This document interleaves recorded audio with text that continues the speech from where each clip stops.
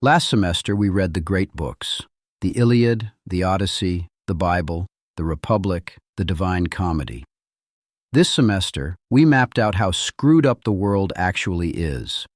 Trump returns, war with Iran, the end of the American empire, a multipolar world of endless war, climate collapse, billions dead. It's a bleak picture, and I stand by every prediction. But this final class is not about doom, it's about hope. Because Dante told us something I want you to carry with you. The future is not what happens to you. The future is what you imagine and fight for. And today I want to show you how we might actually do that, through a science called psychohistory. The term psychohistory comes from Isaac Asimov, probably the most famous science fiction writer of the 20th century. In the 1950s, he wrote a series called Foundation. There's a TV adaptation now. It's terrible, but you can have a look. The books are set roughly 1 million years in the future. Humanity has colonized the entire Milky Way under a galactic empire. And, as with all empires, this one has to collapse, followed by 30,000 years of war and chaos. So Asimov invents a new science, psychohistory. The idea is that if you mathematically map human behavior across long time scales, you discover patterns. If there are patterns, the future can be predicted. If it can be predicted, it can be steered towards something better. That's science fiction. But people are now trying to make it real. The most prominent attempt is the work of Peter Turchin, one of the founders of a field called Cliodynamics. Clio is the Greek muse of history. Dynamics just means movement. Cliodynamics is the project of treating history as a mathematical model. Turchin's most striking finding is a concept called the overproduction of elites, and it explains why societies collapse. Traditionally, we attribute collapse to debt, inequality, climate change, or war. Turchin argues something different. Societies collapse because they end up with too many elites. Here's the logic. A society has elites, wealthy entrepreneurs like Jack Ma, movie stars, generals, scholars. Over time, the number of wealthy and famous people keeps going up. Wealth and fame are essentially infinite resources. But power is a zero-sum game. In this classroom, there can only be one teacher. If we're all teachers, no one is. In a society, there can only be a few people at the top. If everyone has power, no one has power. So you end up with too many elite candidates competing for too few positions. That internal struggle is what brings down the society. The cleanest example is Imperial China, the Keiju, the imperial examination system. Too many candidates, not enough official posts. And guess who leads the revolutions that bring down dynasties? The failed candidates. The classic case is Hong Xiuquan, leader of the Taiping Rebellion. He became a Christian and led a rebellion against the Qing because he failed the Keiju. Turchin argues Rome fell for the same structural reason: elite infighting. Now, what I want to propose is that we can go a step beyond Turchin, because we now have a tool he didn't have. We have AI. Before we use AI for psychohistory, you need to understand what AI actually is. Most of you think you know. You don't. The technical term is supervised machine learning. AI is the popular term. Supervised machine learning is the correct one. In ordinary computer programming, you write the algorithm, you feed an input, you get output. Algorithm, a plus B. Input, 2 and 2. Output, 4. Simple. Supervised machine learning flips this. You take the output and feed it back in as input, because the human being writing the algorithm may not be able to write the optimal one. You want the computer to refine the algorithm itself. Take facial recognition. You walk through an airport, your face is scanned, the system identifies you. How? Behind the scenes, there's a database of, say, every person in China, 1 billion people. Each face has been turned into a mathematical model based on topology. Equations describing the distance between your eyes, the size of your nose, dozens of other features. The system matches your live face against the model in the database. It's so precise it can identify you from the eyes alone. But, and this is critical, if you're not in the database, you can't be recognized. How is that model built? You start with a working hypothesis of what the model should look like. You feed in faces. You compare the output to the correct answer. When the output is wrong, you tell the computer it's wrong, and the computer refines the model. You repeat this millions of times. All AI is, fundamentally, is infinite iteration. To build an AI system, you need three things. 1. A clear, mathematically definable output. If you're an airline, your output is profit per flight, clean and quantifiable. 2. Clean, labeled data for input. If you want the system to recognize different animals, you need labeled datasets of those animals. You cannot build an AI for the best ice cream in the world, because best ice cream is subjective. There's no clean dataset. 3. A working algorithmic structure. Computers can refine an algorithm. They cannot invent one from scratch. If you can solve all three, AI can do remarkable things. Facial recognition, translation software, recommendation engines on Netflix. But here's a question. Will we ever have fully self-driving cars? The answer is no. Whatever you do, you cannot solve the edge case. And the edge case for self-driving isn't traffic, it isn't accidents, it isn't weather. The edge case is, what if I, a human being, say a taxi driver who hates that this car is stealing my livelihood, intentionally try to crash into it? There is no algorithm that prevents that. So let me say this clearly. AI, as the public imagines it, is a scam. What exists is supervised machine learning. It has no self-awareness. It only does what the algorithm tells it to. And that's why even today's self-driving cars come with warnings telling you not to sleep at the wheel. AI is a powerful but limited tool. Now let's apply it to history. Recall what I argued this semester: the Israel lobby, Saudi Arabia, and the need to protect the petrodollar push America toward war with Iran. The military supports it because of confidence in shock and awe. Iran wants it because it wants revenge. Trump wants it to cement his presidency. Nothing meaningful counteracts these forces. Therefore, war. That's an analytical model. Now you turn it into a mathematical model, and you refine it the same way you refine a facial recognition system. You go back through history and test it against every war ever fought. The 415 BCE Athenian invasion of Sicily, Operation Barbarossa in 1941. Hundreds of cases. Each iteration sharpens the model. That's just one model. What causes war? I've also predicted Trump's re-election. That's another model. Stack enough of these models together, and you eventually have psychohistory. What are the underlying principles this AI would encode?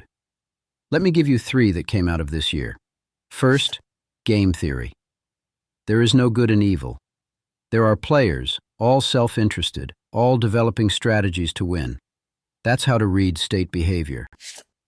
Second, the structure of the human heart. Take this week's European Parliament elections. The results were a dramatic shift to the right. Marine Le Pen's party gained massively in France. Macron has called early elections, and in 3 months her party may govern France.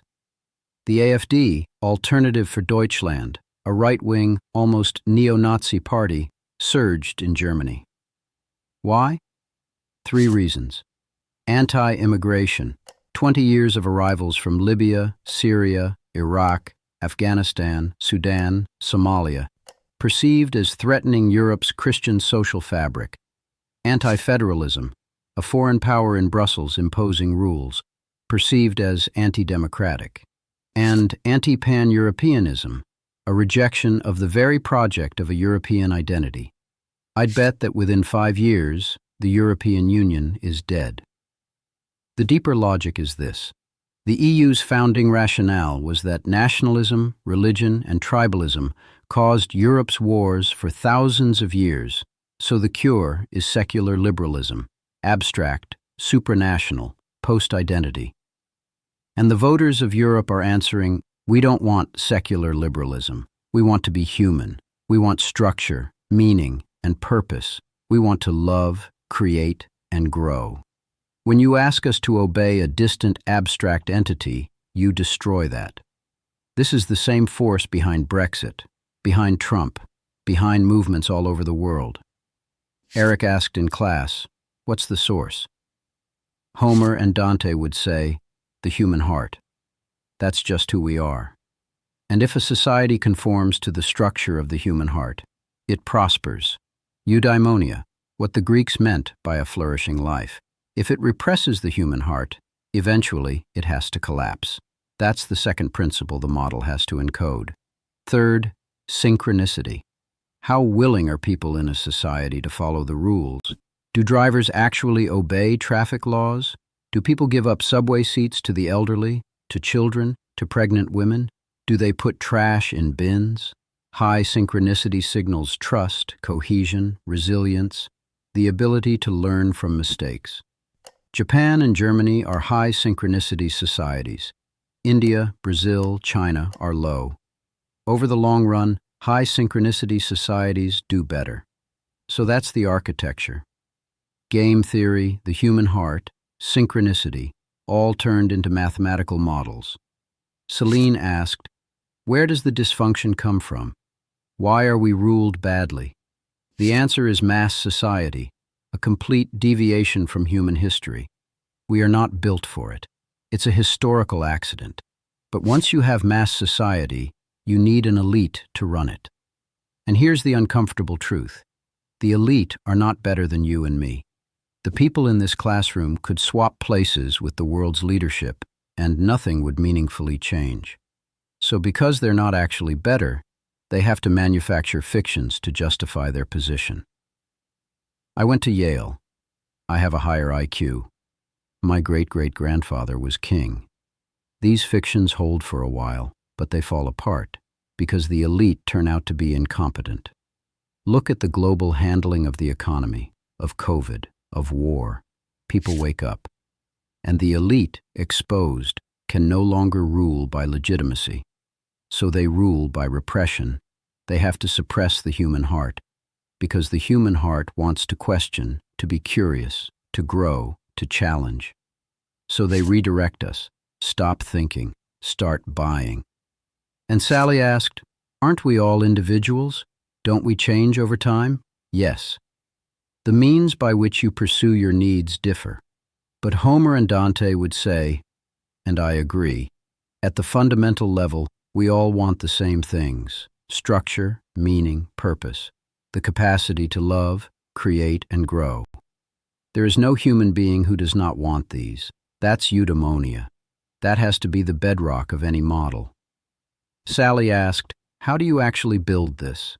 Let me explain why this is a 50 to 100-year project. You need to do two things at once. 1. Continuously test and refine your predictions. I've been doing a kind of one-man AI in this class. Analytical model in, prediction out. But we won't know if my predictions are correct until 50 years from now. That's how long the validation cycle is. You make predictions, watch them fail, adjust the model, try again. 2, and this is the harder part, you have to rewrite history. Most of history, as we have it, is wrong.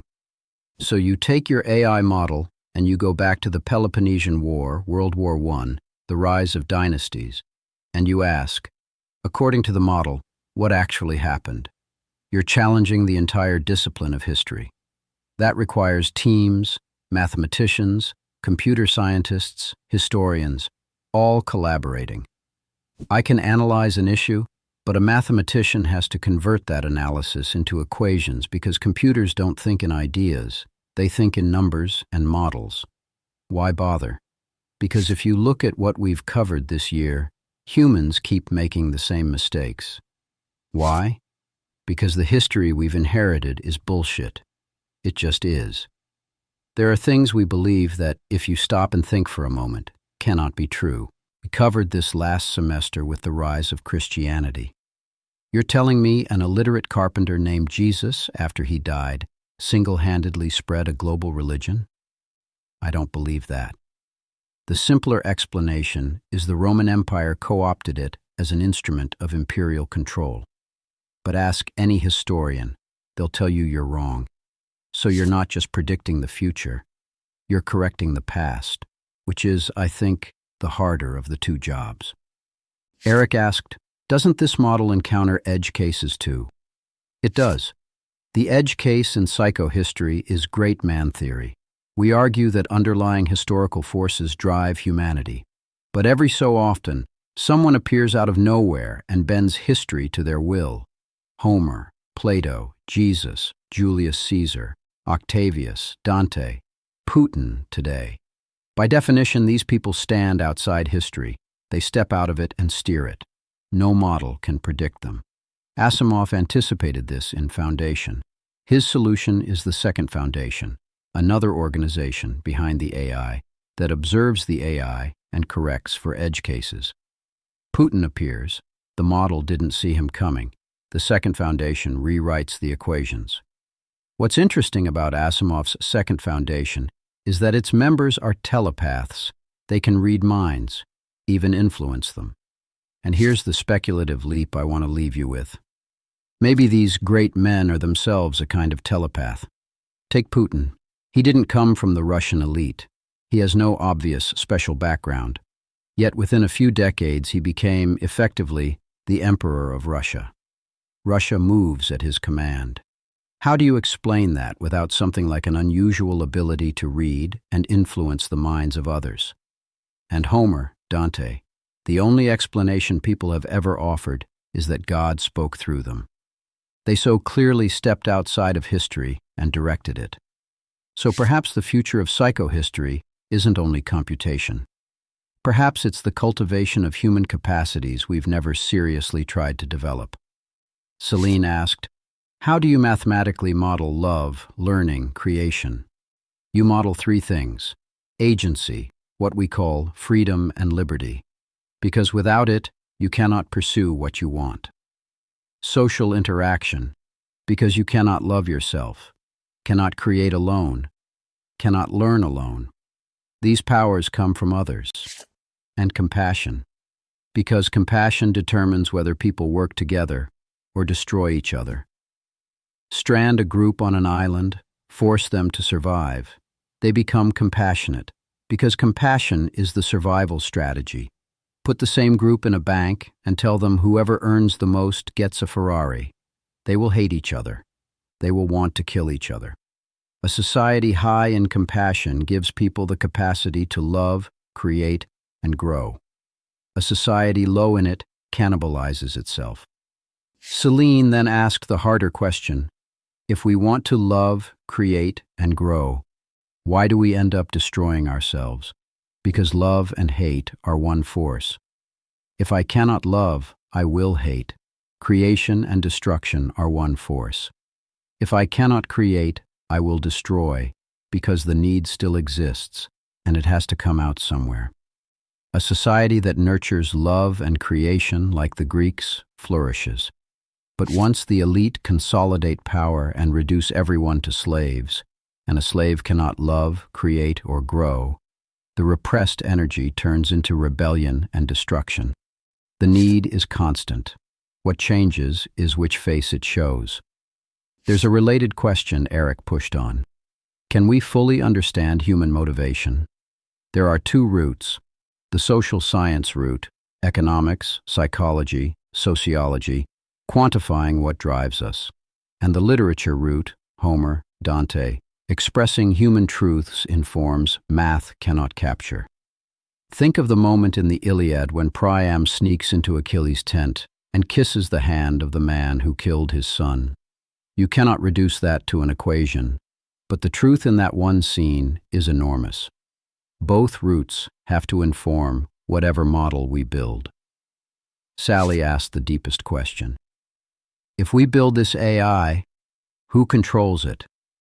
What stops the elite from weaponizing it to justify their corruption? The answer is, it has to be open and transparent. That's part of why it's so hard to build. It has to belong to a second foundation of scholars, academics, and experts dedicated to it, and it has to feed into a democratic system. The AI's role is to map out scenarios. Humans choose between them. If America intervenes here, this happens. If America attacks Iran, this happens. The AI gives us a shared platform for agreement on action, on climate, on war, on the things we already know are bad, but cannot coordinate against. And someone asked, don't different nations want different outcomes? Yes.